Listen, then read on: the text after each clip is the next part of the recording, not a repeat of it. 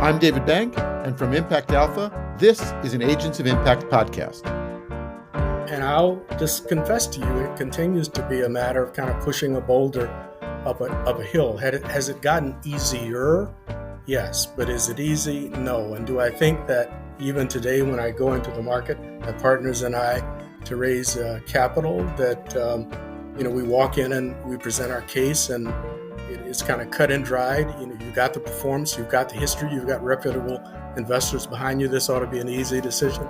I have yet to experience that. That's Larry Morse, CEO of Fairview Capital in West Hartford, Connecticut. Fairview's Foundation's Emerging Managers Fund invests in diverse emerging fund managers to try to address the glaring imbalances in asset management. I caught up with Larry, along with Christine Looney from the Ford Foundation and Najada Kumbuli, Head of Impact Investments at Visa Foundation, to dig into strategies to change not only who gets funded, but who does the funding. Let's jump right into our conversation. I'm delighted to have all of you because you're all going to sort of illuminate different parts of what I think is a very exciting strategy that tries to, as we said at the top, kind of make a dent in this ongoing problem of the lack of diversity really in asset management. And I think it started with you and the Ford Foundation, Christine. So why don't you lead us off and just give us the context? Great. Well, I'm excited to be here with Najada and Larry and to talk about this great partnership.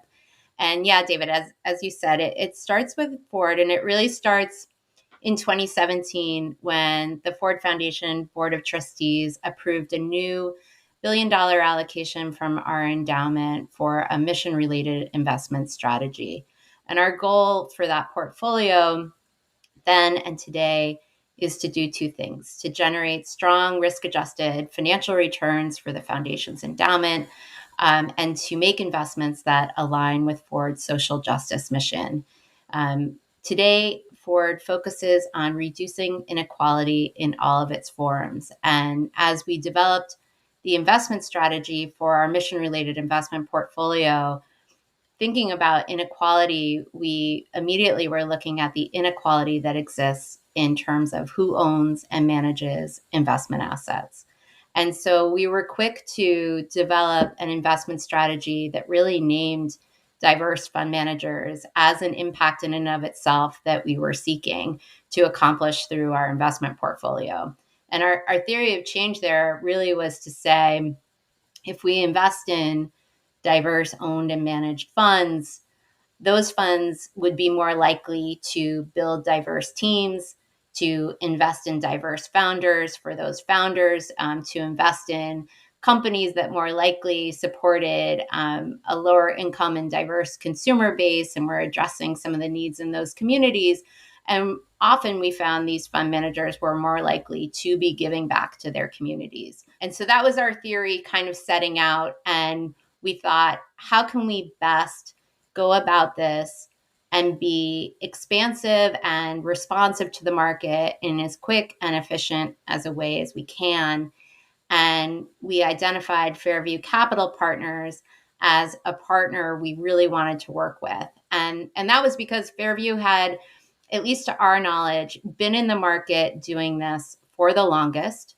They were an incredibly values-aligned partner and looked at this issue in a similar way to Ford's. Roy Swan on our team had known Larry for a long time, and we knew that they had really incorporated lessons learned because they'd been at this for as long as they had. Their pipeline of managers was incredible, and they were, as their name suggests, they were really out in the market to give fund managers a fair view, a fair opportunity. And that's what we were hoping to accomplish. We want the markets to be inclusive to all and not just a select few. Okay, Larry, help us sort of unpack some of those issues. You've been at this a long time, and you've been investing in multiple different ways. And when Ford came to you with this idea, what did you tell them the sort of opportunities and obstacles might be? So first, David, thank you for having me. It's a delight to be here, and always good to see Christine and Najada. So our thesis was really quite simple. given changes in the makeup of the boards of a number of public pension funds at that time, some of whom were beginning to raise questions about kind of who's stewarding this capital. You got, the workers who are contributing to these public funds, if you will, are very diverse. Yet when you kind of take a look at where the money's going and who's managing it, none of the people who manage it look like the people who are creating it in the first place. And so those questions were being raised at the board level, and some pressure was being brought to bear to try to figure out ways to create more diversity, non-correlated, opportunities inside of a number of these portfolios. And so we thought, look, we can bridge the two. We know this space. We know the managers who have track records doing this successfully. If we can aggregate a pool of capital to, in effect, go out and demonstrate that you can be successful, you can generate market level returns in this space, we'll be serving dual purposes, democratizing the capital markets to some degree, and at the same time, giving people who have not had an opportunity to manage different types of capital the opportunity to do so and support diverse entrepreneurs. So that was kind of our initial thesis. We raised just shy of $100 million in our first fund. And since that time, over time, have aggregate capitalization of a little north of 10 billion.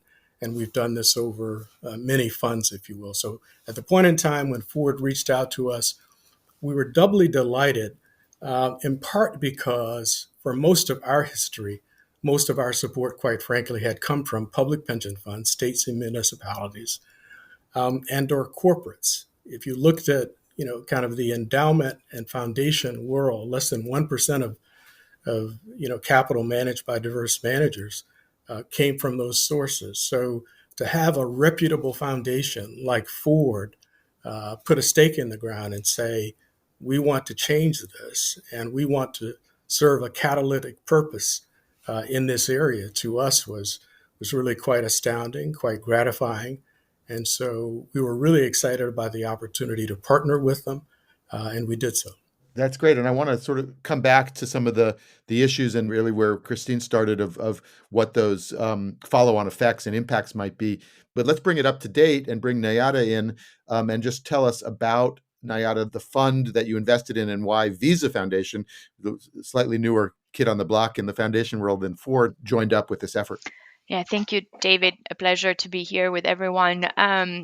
The foundation is focused on supporting gender diverse and inclusive small businesses. So as we think about our strategies, both on the grant making and on the investment side, we really want to align all of our activity to our mission. And so when we think about some of the challenges in the US as it relates to women and people of colors, entrepreneurs and how and the challenges that they face raising capital, we wanted to create an ecosystem approach to some of the solutions around capital gaps and barriers. So we really thought about what are some of these fund of fund opportunities out there that are supporting emerging fund managers, because we know that emerging fund managers tend to be either women led or led by people of color that, as Christine said as well, in turn invest in more diverse entrepreneurs themselves.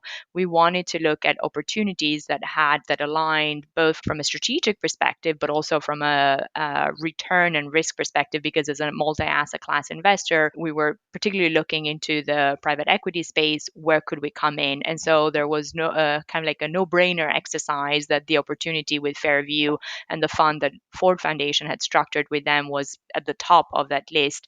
And then as we work closer with Christine, but also Larry, it was very important to us to take kind of like this diversity lens across all the different layers. So not only the strategy and the journey that Larry and Joanne had themselves as it relates to building a multi-billion-dollar asset management firm, but also the lessons learned that they had during that journey and how they would take that expertise and translate it and support these newcomers, emerging fund managers in their journey as well. Our goal was very much to kind of like create this capital continuum, both at the emerging fund manager level, because raising fund one is important, but then how do you go to fund twos and threes and then get to that level of scale? And then how these fund managers were using this information to support their own entrepreneurs and the clients of these entrepreneurs. And then the last piece that I would say is that Christine mentioned it. This is, like part of the MRI bucket of the Ford Foundation. We at the Visa Foundation think very similarly in the sense of we're using capital to push and advance our mission, and we really want to create those opportunities where they have outsized impact, but also prudent financial return, and that fit that bucket. And so bringing out the risk return profile of this fund and doubling it down also with a really deep impact that the fund is having, not just at the emerging fund manager level, but also at the products and solutions that these entrepreneurs are trying to address, for us was extremely important. Okay, let me just summarize it, possibly for the listeners, but also for myself, of what I understand that we have at play here. We have a fund, a limited partnership. I think it's a 12-year partnership, not sometimes the typical 10 years. But Ford came into it early and helped set it up, and has, I think, put $60 million in. Visa Foundation, as I understand, came in more recently and has put $10 million in, and there's some others, and I think the total fund is something like $72.5 million. And Larry, you are managing this, and Fairview is managing this, and investing then in managers below that who are then investing in companies. So it's a fund of funds of diverse and emerging managers. Maybe just so that we can sort of understand really what we're talking about, tell us about a couple or of these managers that you found and what sort of makes them stand out. So let me frame that first, David. The focus of the partnership is to back first, second, third time private equity funds sponsored by firms with substantial minority and woman ownership. And with respect to strategies, they span the spectrum. So you have venture capital funds, and we have the ability to commit to venture capital funds of up to a certain size, in our case, 250 million, and buyout and growth funds up to 500 million. And so the managers underneath are pursuing a variety of different kinds of strategies. The one thing that I want to point out is key here, that's common to all of our managers, is that these are experienced investors with verifiable track records. So that even if they are raising a first fund, if you will, they have experience investing elsewhere before going out and hanging out their shingle to attempt to raise a first-time fund. So we're never committing capital to novices. These are people who've either apprenticed at reputable venture capital and private equity firms, or they've been apprenticed inside of corporate finance operations, or much larger, private equity asset management organizations. So by the time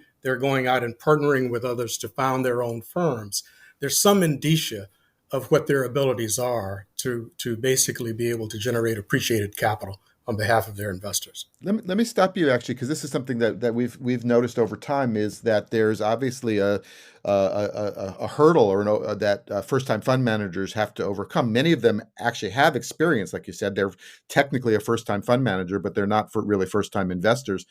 But then on the other hand, some of the data shows that these first-time fund managers actually outperform, whether it's because the funds are smaller, maybe because they have the pipeline in their hip pocket when they go into it, maybe it's just because they're younger and hungrier and working harder. So why, if first-time managers outperform, do they have such a hard time raising capital? I think part of it it's a matter of myth and lack of knowledge. Everything you've just suggested is true, but you'd have to be familiar with the data to know that. People hear first time and immediately assume novice, inexperienced, don't know their way around a track record, and will focus on the risk end of the spectrum. If they're first time, the team is probably new, working together, or maybe new. They might not cohere under the pressures of doing this kind of investing. You can think of any number of risks that come to mind when you think of backing somebody that's new to something. Part of our task as an investor and as a fund of funds manager is to sort through precisely those kinds of matters. What is a particular team's experience set? What does their deal flow look like? What types of companies have they assisted in building over time? How have they worked with entrepreneurs to bring to bear particular skills and abilities to help them scale their companies?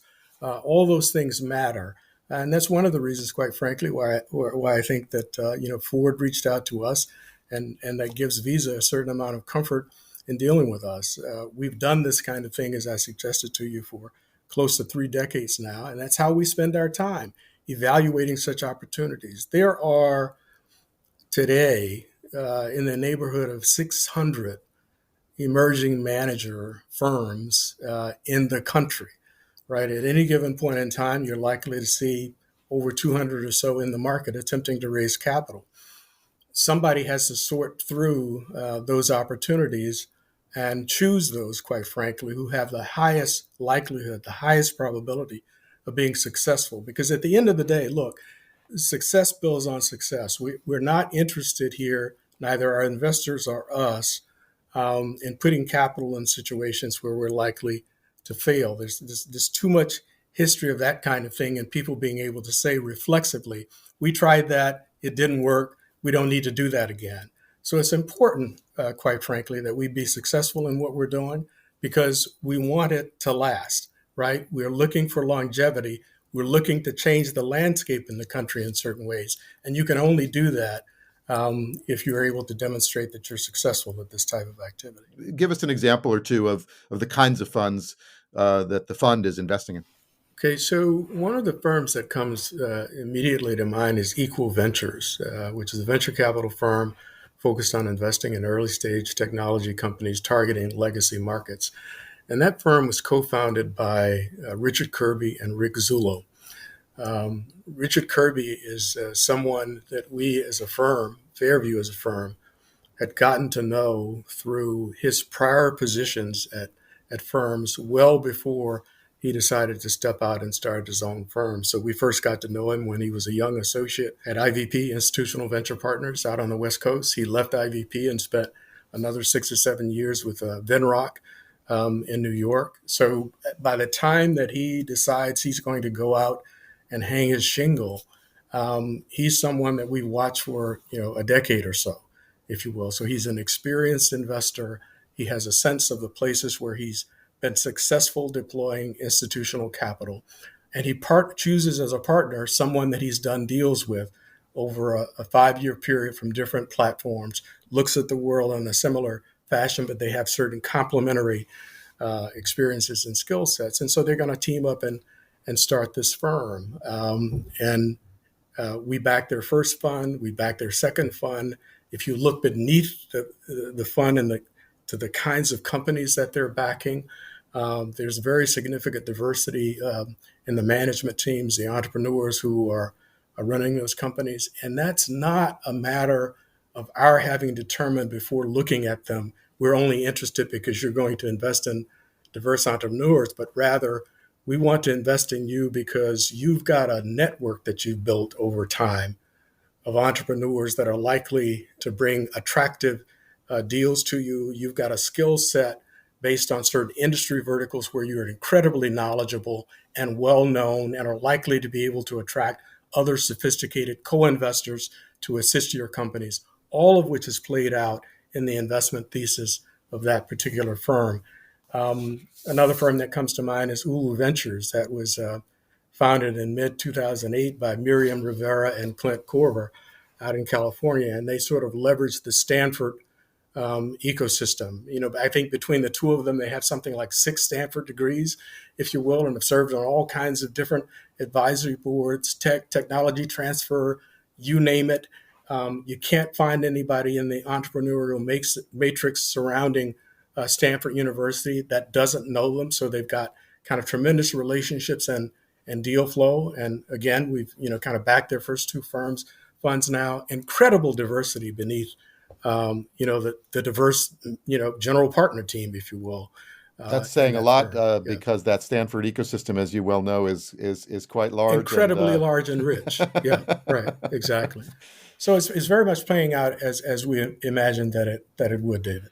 Well, let me press a little bit further then on the sort of strategy, the theory of change, as the foundation people like to say, because one of the other data points I think that comes out is that there's a certain skepticism, I would say, of emerging manager programs, not because of the intent, but because of the effectiveness, and that the kinds of things that happen is that somebody can raise a first fund but has trouble raising a second fund. I think you're probably familiar with the research that came out of Stanford and Spark a couple of years back that showed that the better performance of diverse managers, actually the harder it became to raise funds, which was very counterintuitive until you started thinking about it. And the way I think it got unpacked was, you got a pass on the first one, but the second one, was seen as more serious, and then all the biases and risk factors that you mentioned come into play again. And so even good performance doesn't overcome that. So how do you get to a strategy that actually changes the industry? So here's where the work comes in, because let's talk in practical terms, which you're likely to be looking at the time that a first-time manager comes back to market, having raised a successful first fund, if you will, and they're coming back to market. Let's say in 2.5, 3, somewhere between 2.5 and 4 years. At that point, they've been investing, for a fairly short time period. They probably put capital to work in, let's call it 20 to 30 underlying portfolio companies, many of which themselves are very early stage companies. So on one level, there's limited indicia of success. They've not been able to exit many of these companies. Most will have a 4 to 7 year time frame before they're at a point where there's any harvesting to be done, or those companies have been built to a scale where they're likely to be attractive to the public markets or to potential acquirers. So the work then has to focus on how are those companies actually performing, and what indicia do you have that supports the initial investment thesis of these managers. That is really time-consuming, granular work. And if you do that work and you're able to sort through, those firms that are actually on track doing exactly what they said they would do, even if you can't point to money in the bank at that point, you continue to support those managers. In time, that portfolio will in fact get to a point where there are exits, there are returns, et cetera, et cetera.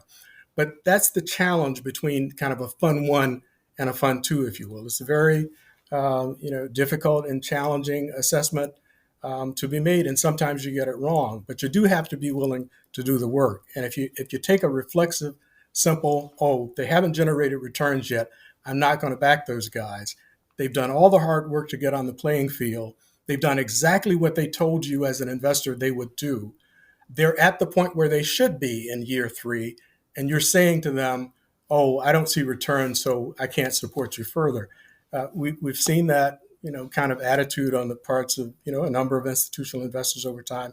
And that's one of the challenges to be overcome in this space. All the more important then that you have investors who are knowledgeable about those processes, understand the kind of assessment that has to be made, and are willing to roll up their sleeves and do the work to come to intelligent, informed answers. That takes it back to Christine, because you not only, or Ford, I should say, got in 2019 and got this all started, but then you re-upped. So presumably you had seen something that you liked, and that there was some traction in this strategy, both presumably at an investment side, but also maybe in the other theory of change, which is getting foundations to understand the strategy and to join you in this. So what did you see in those first few years that made you want to double down?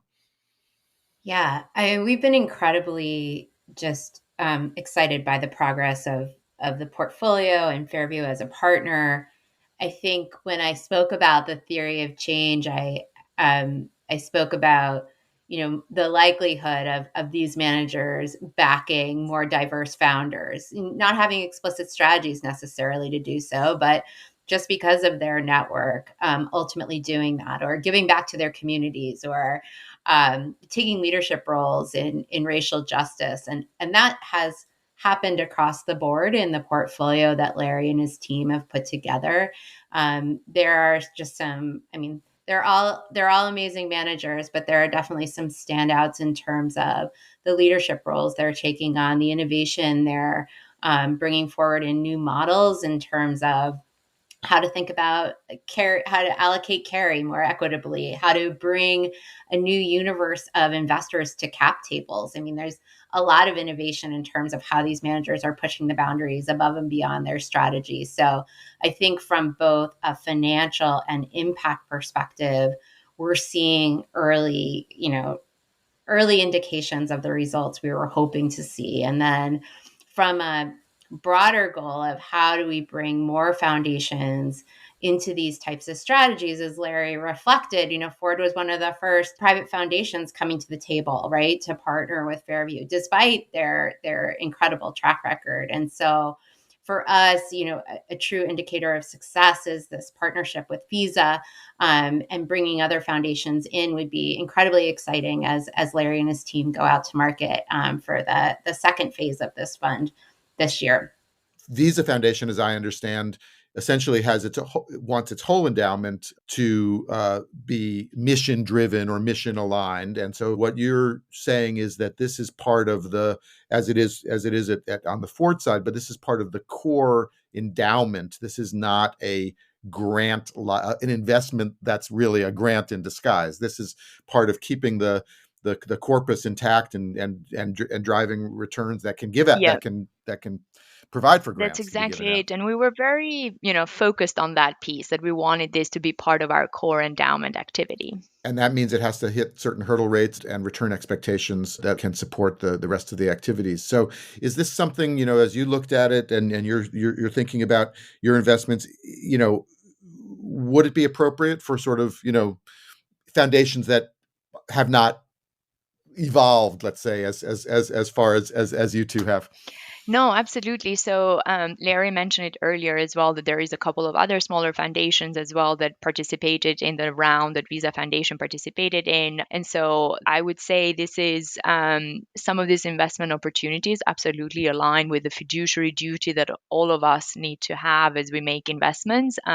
One thing that we've been pushing our board at Visa Foundation is that certainly fiduciary duty is on the financial side, but also on the social and the impact side. So to your point, David, you were referencing that Visa Foundation, the goal is to align 100% of our assets for impact across. So all of our activity across the endowment aligns with the broader vision and mission of Visa Foundation. We certainly are focused on making sure that as we make investments, like in the Fairview Capital Fund, they hit those programmatic areas, but also we do a very deep diligence as it relates to all the investment activity that many other institutional asset allocators do as well. One thing that I would also highlight is that it is important to think about you were referencing earlier that sometimes second time fund managers have a harder time to raise capital.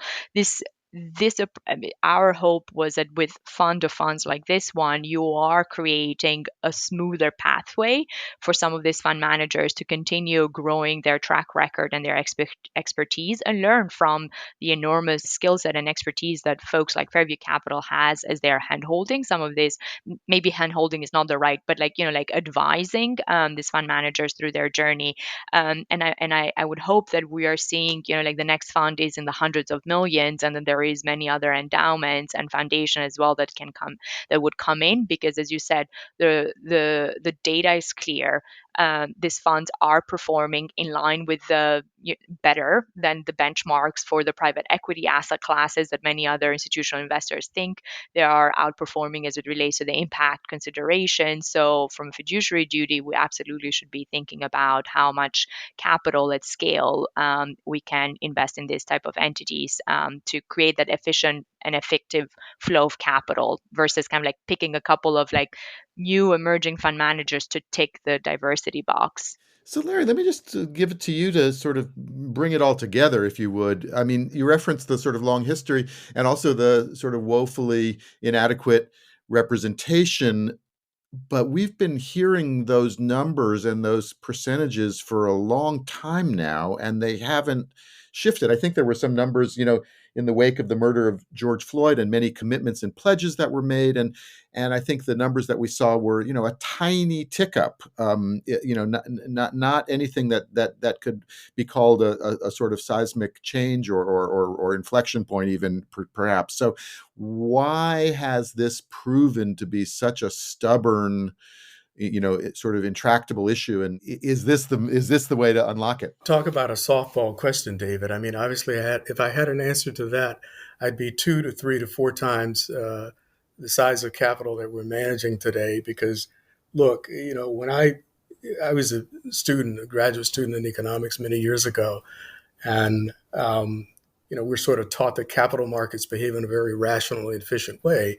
Capital will find its way to those opportunities in the marketplace that will generate, the highest possible returns. And then I got into the venture capital business, and after a decade or so, as a direct investor, this is before starting Fairview, the light sort of went on that at the end of the day, these eponymous capital markets are really people who sit in offices of banks, insurance companies, sovereign wealth funds, foundations, endowments, public pension funds around the globe who are making decisions about people who are going to steward some portion of their capital. And for all sorts of reasons, have demonstrated a kind of reluctance to allocate that capital in such a way that there are a broad spectrum of people who have the opportunity to steward some of it. And that, at the end of the day, is what we're trying to change. I fully believed when I got into this business that if we went out and we posted the numbers, that would do it. And so we've done that, literally. 25 years in, understand that it's a quarter of a century before we get to the point where we're able to attract a Ford, right? So we've been at it a long time, and the numbers have been there, and they continue to be there. And I'll just confess to you, it continues to be a matter of kind of pushing a boulder up a hill. Has it gotten easier? Yes. But is it easy? No. And do I think that even today, when I go into the market, my partners and I, to raise capital, that we walk in and we present our case, and it's kind of cut and dried. You've got the performance, you've got the history, you've got reputable investors behind you. This ought to be an easy decision. I have yet to experience that in my 28 plus years at Fairview, and I wish I could give you an easy answer as to why that's the case. But one thing I will say that I think kind of underlies some of this issue, and it has to do with conflating emerging manager programs with set-asides. And in our experience, these two things really emanate from very different kinds of foundational premises. More times than not, some institution finds itself brought under scrutiny or whatever, pressure to make some change in how they're allocating their capital. Sometimes the response is, okay, we're going to set aside a small amount of capital over here. We're not going to be super rigorous about the criteria we sort of put around it.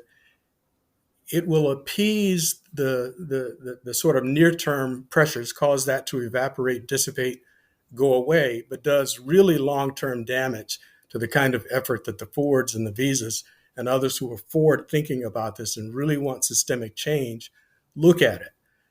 You have to approach this area with the same sort of intellectual rigor and discipline that you approach any other investment activity in your corpus. And if you don't do that, you are likely to generate the kinds of outcomes that you went into it expecting. So if you lower the bar, and then you come back 4 or 5 years later and you say, well, we tried that and nothing good happened. Well, what did you expect? That's not the way we've approached this business from our foundation. That's not the way Najada and Christine and their colleagues are approaching this. They fully expect to generate market level returns in this business. We're in business to generate market level returns because we're fiduciaries. We simply happen to do it with a broader aperture or lens as to the kind of people that we think are capable of generating that kind of performance. And we've done that time and time and time again. So you are actually an example, maybe a decade or two earlier, of the very folks that are in the funds that this Fairview Foundation's Emerging Managers Fund is investing in. You were fighting their battle in a couple decades ago. They're fighting it correct. Now, maybe and 3, right? And they'll be mentoring and nurturing funds coming up. Hopefully in a different environment a couple decades from now. That is absolutely right, David. That is what's so hopeful about what you're witnessing here with Ford and Visa and the other foundations that have joined us and others that we are hopeful will join as they see the kind of experience that confreres and their their industry are experiencing as a result of backing this activity. Well, thank you so much, Larry Morse from Fairview Capital and Christine Looney from the Ford Foundation and Najada Kumbuli from Visa Foundation. It's been a pleasure. Thank you for joining the Agents of Impact podcast. It's a pleasure being with Thanks, you. David. Thank you. That's going to do it for this Agents of Impact podcast. You can read more about Larry, Najada, and Christine, and Fairview Capital, and the Visa and Ford Foundations at impactalpha.com. Big thanks to our guests and to our producer, Isaac Silk, and the whole team at Impact Alpha, investment news for a sustainable edge. I'm David Bank, editor and CEO. I look forward to seeing you again soon.